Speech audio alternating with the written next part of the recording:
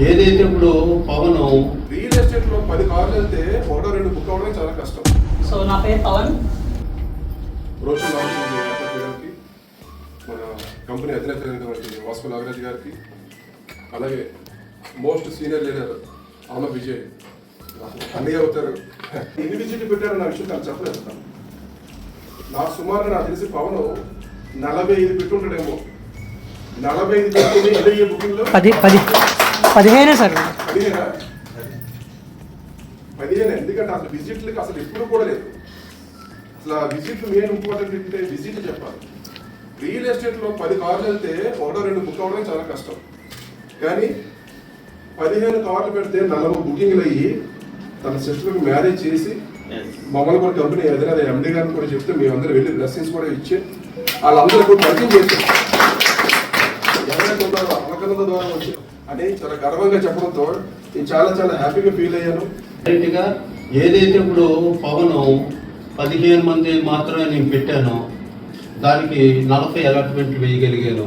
అంటే 40 అలాట్మెంట్ అంటే ఒక్కొక్క పర్సన్తో అది 600 గజాలు కావచ్చు, 1000 గజాలు కావచ్చు, 2000 గజాలు కావచ్చు. ఓవరాల్ తీసుకుంటే మనం 200 స్క్వేర్ యార్డ్స్ డివైడ్ బై చేసుకొని ప్లాన్ చేసుకుంటే ఈచ్ వన్ ప్లాట్ ఒకటి 200 గజాలు. ఆ రకంగా తీసుకున్నట్టయితే 40 వేసాడు. ప్రతి దాని కూడా మనకి ఏంటి ఉండాలంటే అంటే క్యాల్కులేషన్ మైండ్ పోవాలి ప్రతి. సో నా పేరు పవన్. సో ముఖ్యంగా సిఎండి సార్కి, భవన్ ప్రసాద్ గారికి, రాజశేఖర్ గారికి థ్యాంక్ యూ చెప్తున్నాను ఈ అవకాశం ఇచ్చినందుకు. సో నేను యాక్చువల్గా ఫస్ట్ ఆఫ్ ఆల్ చెప్పాలి అంటే సార్ ఏం మాట్లాడాలో అనేది ఏం వదలలేదు, ఓవరాల్గా అన్నీ కవర్ చేశారు. వదిలిన 2 పాయింట్స్ నేను కవర్ చేసి వెళ్తాను. సో నేను యాజ్ ఏ మార్కెటింగ్ పర్సన్గా స్టార్టింగ్ స్టేజ్లో మన కంపెనీలో జాయిన్ అయినప్పుడు బిఫోర్గా బ్యాంకింగ్లో వర్క్ చేసామండి. సో దాని తాలూకా ప్రీవియస్ ఎక్స్పీరియన్స్ అన్ని పక్కన పెట్టి నా తాలూకా ఎక్స్పీరియన్స్ లేదంటే నా తాలూకా ఫ్యామిలీ సిచ్యువేషన్ అవన్నీ మనం మైండ్లో పెట్టుకొని ఆ పర్టికులర్ జాబ్ ఏదైతే ఉందో అది రిజైన్ చేసి మార్కెటింగ్లో స్టార్ట్ చేయడం జరిగింది రియల్ ఎస్టేట్లో. సో స్టార్టింగ్ ఫ్రీలాన్స్లో చేసేవాడిని. సో దాని తర్వాత సిఎండి సార్ కానీ, రాజశేఖర్ కానీ, భవనీ సార్ కానీ పర్వాలేదు ఈ పర్సన్ కొంచెం టాలెంటెడ్ పర్సన్, దానికి కొంచెం మనం ఎండాస్ చేయొచ్చు రెస్పాన్సిబిలిటీస్ అన్న కాన్సెప్ట్లో వాళ్ళు మనకు ఒక క్యాడర్ అనేది ఇవ్వడం జరిగింది సార్. సో నేను మన కంపెనీలో మీ అందరూ అనుకోవచ్చు స్టార్టింగ్ స్టేజ్లో ఇప్పుడు ప్రజెంట్ మార్కెట్లో అంతా ప్రాఫిట్ ఓరియంటెడ్గా వెళ్తున్నారు. బట్ నేను స్టార్టింగ్ స్టేజ్లో చాలా ఇనిషియల్ క్యాడర్లో స్టార్ట్ అయ్యాను. అలా ఇనిషియల్ క్యాడర్లో స్టార్ట్ అయ్యి కేవలం మన అలకనంద ఒక్క కంపెనీలోనే దగ్గర 40 బిట్ల వరకు అమ్ముంటాం sir.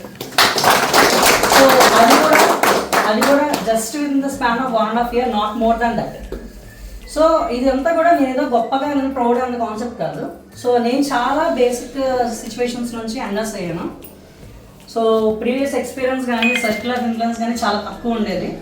At the same time చాలామందికి చాలా ఫోబియాస్ ఉంటాయి కదా, బిజినెస్ కానీ రియల్ ఎస్టేట్లో కానీ చదువుకున్న వాళ్ళు రావడం అవ్వచ్చు, లేదా సర్కిల్ లేదు నేను ఎలా చేయగలను అవ్వచ్చు, లేదా నాకు సరిగ్గా మాట్లాడడం రాదు నేను ఎలా సస్టైన్ అవ్వచ్చు, ఇలా రకరకాల మందికి రకరకాల ఫోబియాస్ అనేవి ఉంటాయి. So just believe me, apart from all these particular circumstances మీరు ఇవన్నీ పక్కన పెట్టి స్టార్ట్ ఫ్రమ్ 0 నుండి స్క్రాచ్ నుండి కూడా మీరు స్టార్ట్ చేయొచ్చు. అలా నేను కూడా అలాగే స్టార్ట్ చేశాను. At the same time real estate అన్న ఫీల్డ్లో ఇప్పుడు ప్రెసెంట్ మనకి విజయనగరం కానీ వైజాగ్ కానీ చాలా కంపెనీస్ ఉంటాయి. ఓకే, చాలా కంపెనీస్ ఉంటాయి. సో మనకున్న మెయిన్ అడ్వాంటేజ్ ఏంటి అంటే మన ఫర్మ్ అన్నది own board. Even office premises కూడా ప్రతి ఒక్క సెగ్మెంట్ మీరు కంపేర్ చేసుకుంటే కూడా ఓన్ ప్రిమిసెస్ అనేది చాలా మందికి కంపెనీస్లో లేవు. సో అది మనకి one of the biggest advantage మీరు ఎవరైనా కస్టమర్ని తీసుకొచ్చినప్పుడు. అట్ ద మెయిన్ వైన్ ఏంటి అంటే 3 ఫ్యాక్టర్స్ చాలా ఇంపార్టెంట్. చాలా మందికి మీకు ఐడియా ఉండే ఉంటుంది ఎక్స్పీరియన్స్ ఉన్న వాళ్ళకి, లేదా ఫ్రెషర్స్ క్యాండిడేట్ అయినా ఇది ఒక్కటి మీరు ఫాలో అయితే చాలు. సో బేసిక్ ఏంటంటే first one product, I mean property అనమాట. మనం డీల్ చేస్తున్న ప్రాపర్టీ అనేది క్లియర్ టైట్గా అవ్వాలి. సో అది ల్యాండ్ కన్వర్షన్ అవ్వాలి. దానికి VMRDA Vizag metro reason development authority అవ్వచ్చు, రెరా అప్రూవ్డ్ అవ్వచ్చు, అంటే రియల్ ఎస్టేట్ రెగ్యులేటరీ అథారిటీ అన్నమాట. సో ఇలా మనకి ప్రతి ఒక్క అప్రూవల్ ఉండాలి. సో ఈ అప్రూవల్స్ అన్నీ ఉండాలి. ప్రోడక్ట్ మనకి క్లియర్ కట్గా దాన్ని కన్వర్షన్ చేసి కన్వే చేయగలగాలి. ఇది ఫస్ట్ థింగ్. సెకండ్ ఏంటి అంటే మేనేజ్మెంట్, లైక్ కంపెనీ అనమాట. సో కంపెనీ మనకి ఎన్ని ఇయర్స్ నుంచి ఉంది. లైక్ ఫర్ ఎగ్జాంపుల్ మన సార్ని ఎగ్జాంపుల్గా తీసుకుంటే హోప్ యూ అండర్స్టాండ్, మీ అందరికి తెలుసో తెలీదో సార్ ఏంటంటే ఒక సెంట్రల్ గవర్నమెంట్ జాబ్ అనమాట. సో అతను జాబ్ చేస్తూ అతను కూడా పార్ట్ టైంలో బిల్డ్ చేసిన సామ్రాజ్యం ఇదంతా కూడా. దగ్గర దగ్గర 44 వెంచర్ అంటే హోప్ యూ అండర్స్టాండ్, 43 వెంచర్లు ఆయన సక్సెస్ఫుల్గా కంప్లీట్ చేయగలిగారు. సో దానికి మనంతా కూడా క్యాప్స్ పెట్టాల్సింది.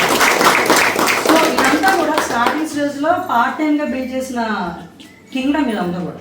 సో లేట్ ఆన్ దట్ ఇప్పుడు ఫుల్ టైంగా మళ్ళీ సక్సెస్ఫుల్గా సర్వైవ్ అవుతుంది. సో మనం ఒక ఫుల్ టైమ్గా కన్వర్ట్ చేస్తున్నప్పుడు యాజ్ అ మార్కెటింగ్ పర్సన్గా దానిలో 10% మనం ఇచ్చిపోయినా కూడా మన అందరి తాలూకా ప్రాబ్లమ్స్ ఏవైతే ఉన్నాయో అవన్నీ మనం క్లియర్ అవుట్ చేసుకోవచ్చు. సో నేను స్టార్టింగ్ స్టేజ్లో హ్యాండ్స్ ఆన్ ఎక్స్పీరియన్స్ జీరోగా స్టార్ట్ అయ్యి కొన్ని నేను రాసుకున్నాను అనమాట. అంటే ఇదేది నేను ఎగ్జాగ్రేషన్ చేసేది చెప్పట్లేదు. సో నేను నా తాలూకా రూమ్లో నాకున్న పాసిబిలిటీ ఏంటి, అలాగా బ్యాక్గ్రౌండ్ సపోర్ట్ కానీ మనీ కానీ మనకి పెద్దగా ఉండవు చాలామందికి, అందరినీ అనట్లేదు చాలామందికి. బట్ మనం ఉన్నప్పుడు మనకి ₹1 పెట్టకుండా మన దానికి స్కిల్ కానీ స్టఫ్ కానీ మనం యూజ్ చేసుకొని చేసే ఏకైక business real estate. And that ఒక ట్రస్టబుల్ కంపెనీ అనేది మనకి అండర్స్ అవ్వడం కూడా చాలా చాలా చాలా ఇంపార్టెంట్. ఓకే, సో ఇందులో స్టార్ట్ అయ్యి నేను అచీవ్ చేసింది ఏంటి ఈ 2-3 ఇయర్స్, ఎందుకంటే నాది ఇది 4th ఇయర్ అనమాట రియల్ ఎస్టేట్లో ఫుల్ టైమ్. సో ఈ 3.5 to 4 ఇయర్స్లో నేను అచీవ్ చేసింది ఏంటి అంటే, నేను ఏదైతే at the time of initial stage నేను రాసుకున్నానో కొన్ని థింగ్స్ అన్నవి, ఆ పర్టికులర్ 3 థింగ్స్ నేను సక్సెస్ఫుల్గా కంప్లీట్ చేసుకోగలిగాను. సో అందులో ఫస్ట్ టైం ఏంటి అంటే, నాకున్న లైబ్రరీస్ ఫ్యామిలీ లైబ్రరీస్ కొన్ని అప్పులు ఉంటాయి జనరల్గా, మనకి ఇప్పుడు లేని వాళ్ళు ఎవరు ఉండరు. సో అవన్నీ మనం క్లియర్ చేయాల్సింది నేను ఫస్ట్ టార్గెట్ పెట్టుకున్నాను. సో లేటర్ ఆన్ ఏంటంటే మా సిస్టర్ మ్యారేజ్ కూడా నేనే చేసుకున్నాను. ఇంకా ఫాదర్ ఎక్స్పైర్ అయిపోయిన తర్వాత నేనే చూసుకున్నాను. అది క్లియర్ చేయాలని సెకండ్ టార్గెట్ పెట్టుకున్నాను. థర్డ్ టార్గెట్ హౌస్ అనమాట. సో ఫస్ట్ టార్గెట్ సప్పన్న క్లియర్ చేయగలిగాను. సో సెకండ్ టార్గెట్ మా సిస్టర్ మ్యారేజ్ కూడా కంపెనీలో వచ్చిన ఇన్సెంటివ్ ద్వారా నేను క్లియర్ చేయగలిగాను. థర్డ్ టార్గెట్ హౌస్ కూడా నేను త్వరలో కంప్లీట్ చేస్తానన్న కాన్ఫిడెన్స్తో ఉన్నాను. So thank you guys, thank you so much.